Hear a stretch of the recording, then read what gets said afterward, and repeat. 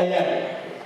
Yes, magandang hapon po sa inyo lahat. Yung pinata po namin ay latest duet namin titled This I Promise You under Star Music produced by Mr. Jonathan Manalo. Yan, magiging available po ito in digital formats and pwede niyo po yung mapakinggan sa Spotify.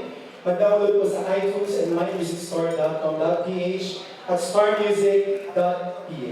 Sana po supportahan niyo po. Maraming salamat po. Okay, thank you Eric and Angeline. You may now sit down. So we can start with our, patikim lang po yun sa magaganap sa August 15, ang first ever na pagsasama ng dalawang music royalties in one night concert at the Arenas Coliseum. Okay, again, thank you all for coming. We'd like to request everyone, you may now settle down because we're going to start with our question and answer. Okay, who would like to, ayan, sige. Ayaw niyo makinig, ha? Okay, who would like to shoot the first question? Siguro si Glenn Regondola. Gusto ko magtanong na si Glenn eh. Magaling eh. May laman. Baka may laman, no? May and the way for Eric and Angeline, congratulations. Thank you po, salamat. First time together in Araneta, first time together in a musical concert. Kung pag sa ilan nila talaga. So, how's the feeling in preparation and ano ang hindi nyo sa first concert together?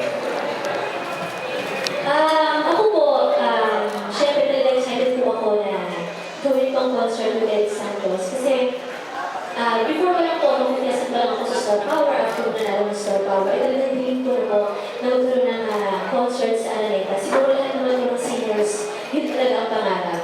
So ngayon, nalabigyan po ako ng chance. Syempre, cornerstone ng family ko. Talagang po ako nagpapasalamat. At syempre, kay Eric, kasi sobrang tiwala niya sa akin sa pagkanta ko po. So Thank you talagang, naman talaga. salamat naman. So excited po talaga ako. Hindi ko maipaliwanag yung tuwa na nararamdaman ko ngayon talaga.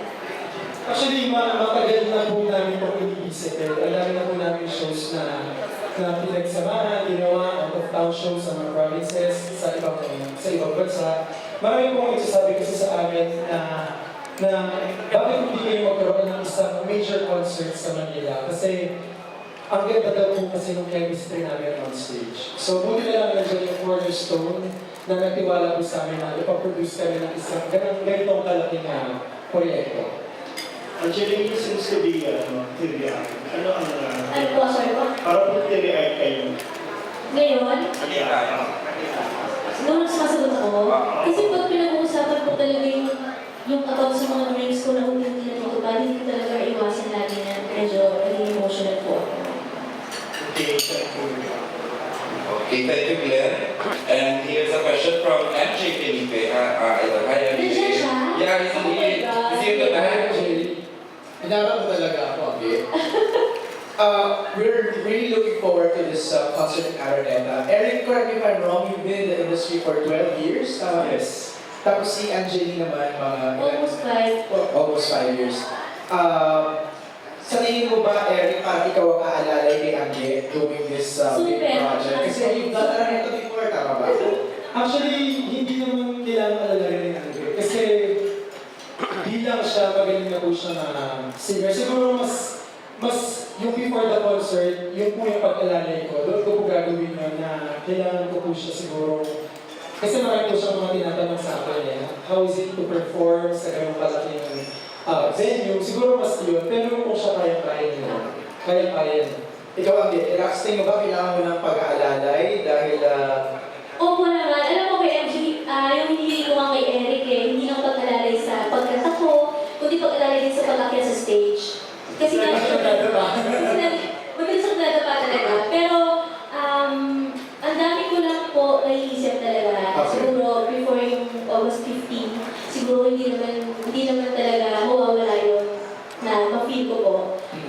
Kinakabahan ako, parang feeling ko, yung nangyayari ko sa buhay ko ngayon, feeling ko bumalik naman ako sa contest, na kailangan perfect lahat, parang gano'n po yung nangyayari ngayon. Parang may pressure talaga. Sobra po, yes. Actually, yung last tour namin, yung Canada tour, wala kaming ibang pinag-usapan kundi yung gagawin namin sa Araneta. Kung paano namin ito parang kung paano namin mas mabibigyan ng pagiging mas espesyal itong concert na to. Kung paano siya mag-iba doon sa mga concerts namin in the past. So, ang dami yung pumapasok sa utak namin.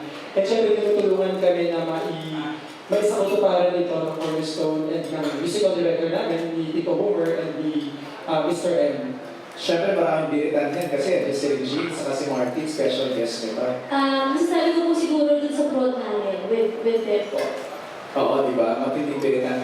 But I wanna ask you your thoughts on the hottest topic of the week na yung mga singers lip-syncing on television. Two questions. Number one, is it bad to lip-sync on TV and have you done it? Lip sync? Ako, parang hindi ko pa po nagawa yata yun. Yung every Sunday mo na nasa asa ko, siguro kung lip sync man, plus one. Pre-recorded? Yes po, pero hindi naman yung buong kanta. Okay. Actually, hindi may iwasan, lalo na every Sunday na sa ASAP kami. Lalo na kapag ang mga kaprod namin ay yung talagang masasabi natin na hindi naman gano'n karunong kumanta pero kailangan mag-perform. Kailangan din namin mag-adjust for them. So hindi ko masasabing hindi ko kailanman maranasan yung mag-lip-sync. Kasi sa totoo lang sa industriya nito, di ba, meron talaga pagkakataon na kailangan mo mag-lip-sync. Ito pinakailangan. Correct. Even Lea Salonga mentioned that naman. No? She did that in the Oscars pa when she was doing A Whole New World. Pero second